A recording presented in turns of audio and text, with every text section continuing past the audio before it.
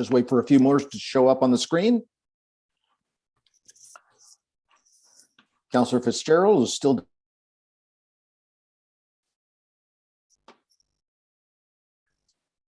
morning again. Good morning. All right, I'd like to call this meeting to order and welcome everyone to the hearing. I confirm we do have quorum. I'd like to respectfully acknowledge that we are on the traditional territory of the Anishinaabe under the terms of the Robertson-Huron Treaty number 61 of 1850 and the Williams Treaties of 1923. We commit to acknowledge, learn, educate, create opportunity, honor sacred places, and take actions toward real truth and reconciliation in support of our commitment to walking the path together in respect, peace, and harmony for future generations. I have a motion. Moved by Kenneth Donald, seconded by Helena Renwick. Be it resolved that Committee of Adjustment agenda dated December 8, 2021 be hereby adopted as printed and circulated. All in favor? And that's carried.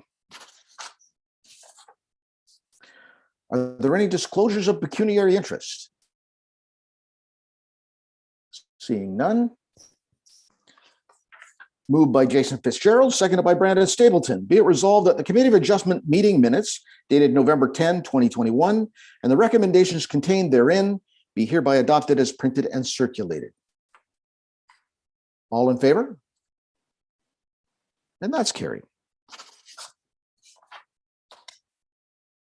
All right. I'd like to welcome everyone to the public meetings to consider applications for minor variances to the zoning bylaw. The input received by agencies, public, and staff is important in order for the committee to make sound planning decisions. The procedure to be followed in these meetings will be as follows. A brief explanation of the application and any correspondence received to date will be given by staff. The applicant or the representative will be asked to provide any additional comments without repeating the information already outlined by staff. Any members of the public present will then be permitted to ask questions or provide comments respecting the applications. Any persons making representation are requested to first state their name and mailing address. Please note that presentations are limited to 10 minutes. Will be considered by the committee prior to making a decision on the applications. If you wish to be notified of a decision of the committee, you must file a written request for notification. I will inform everyone that item 7.1, which is A43 2021 HTE, has been deferred. That's the application for 238 North Drive.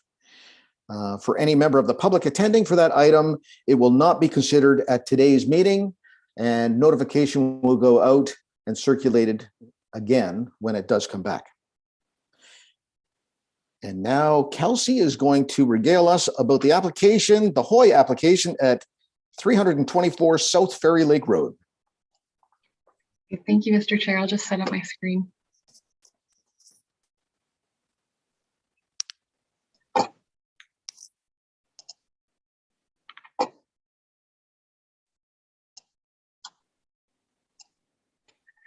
So thank you again, Mr. Chair.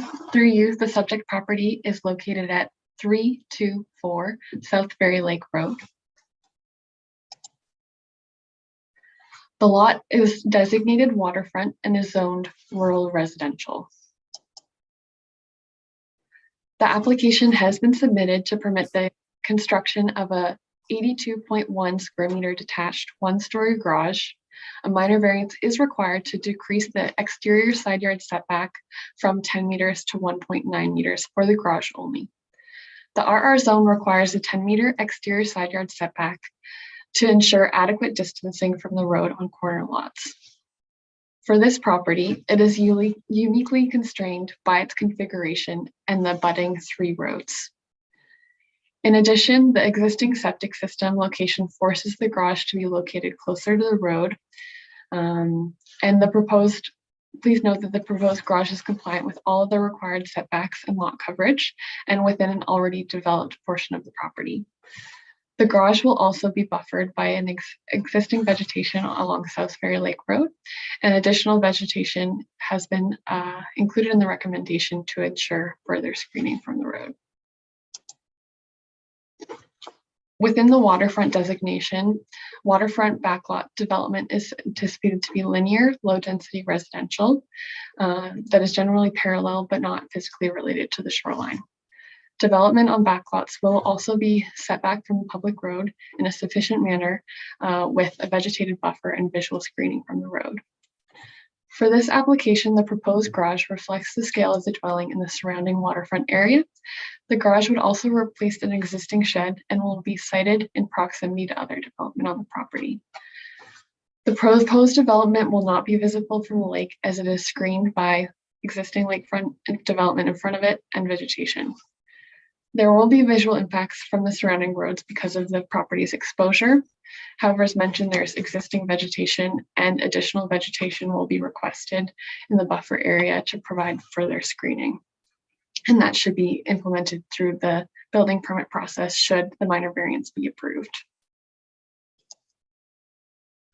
The application was circulated in accordance with the Planning Act. The building department provided comments for the application, noting that the proposed building must be set back a minimum of 5 meters from the overhead wires and has requested the building be repositioned to meet this requirement. They also requested the building foundation be pinned by an OLS, a surveyor. Staff have made the applicant aware of this setback. The applicant would either have to go to the hydro company to ask for a reduced setback or decrease the footprint to accommodate the garage setback from the overhead wires. As the overhead wire setback is not in zoning bylaw and the exterior side yard setback will only be increased if the footprint is reduced to accommodate it, staff are comfortable with moving forward with this application. The application would appear to conform to the intent of the official plan and be consistent with the provincial policy statement. Additionally, the application appears to satisfy the 4 tests of a minor variance, and staff are therefore recommending approval. Thank you so much for your time, and I'd be happy to answer any questions. Thank you. Kelsey, before I go to the applicant, this is designated as waterfront because it potentially could be seen from the water. Is this correct? Anything that's, sorry, Mr. Chair, anything within 150 meters of a lake over 8 hectares is considered waterfront. Perfect. Thank you for that. All right, I will call on the applicant or the representative to make any comments. The applicant or their representative are reminded to use the raise hand button to indicate that they would like to address committee. And Chair Stone, I see 1 hand raised and will now bring them into the meeting. Perfect. Please note that during the transition, your video panel will be momentarily interrupted. Once you have been added to the meeting, your video will appear in the committee member panel. Please use your microphone and video, if possible, turned on before you begin speaking, and confirm your name and mailing address.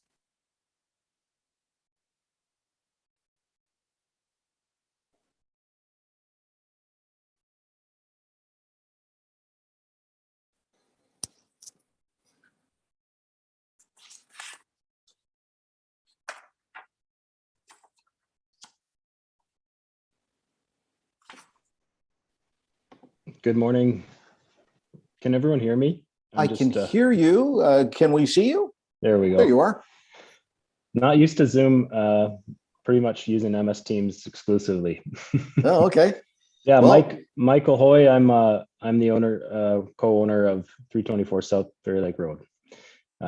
Thanks for having me. I'm just here to answer any questions that anyone might have, and just to be in attendance. perfect. Well, thank you. If you can now take your video off, but stay with us in case there are some questions. Public, is there any member of the public that wishes to speak to this application? At this time, I would ask if there are any members of the public who would like to address the committee on this application to raise their hand to indicate that they would like to address committee.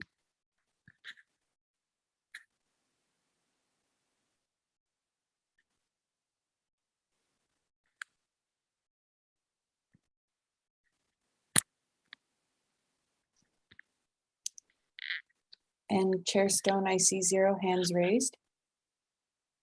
No hands, that's correct. No hands. Thank you very much. Members of committee, any comments or questions about the application? All right, seeing none. Moved by Helena Renwick, seconded by Jason Fitzgerald. Be it resolved that minor variance application A45 2021 HTE be approved.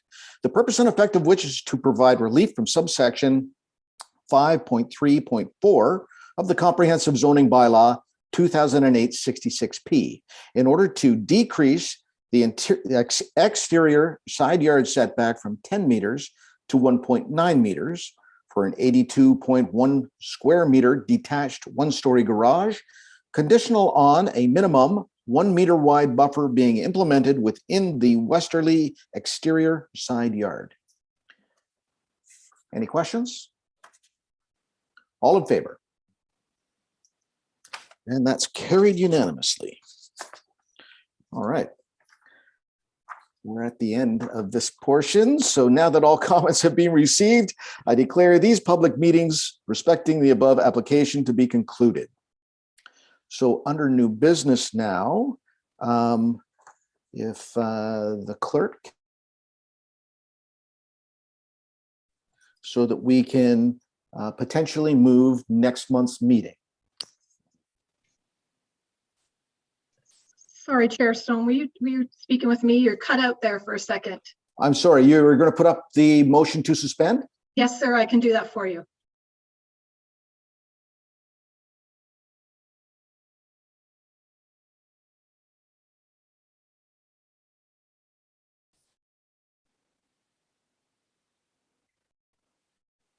All right, I will simply designate moved by Jason Fitzgerald, seconded by Kenneth Donald.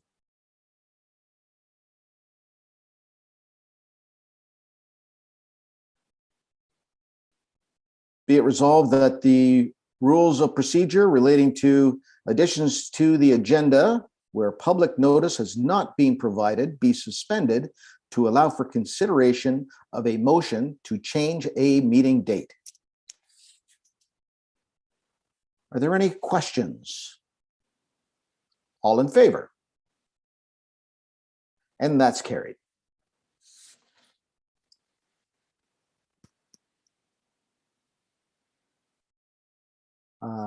So now moved by Helena Renwick, seconded by Brandon Stapleton.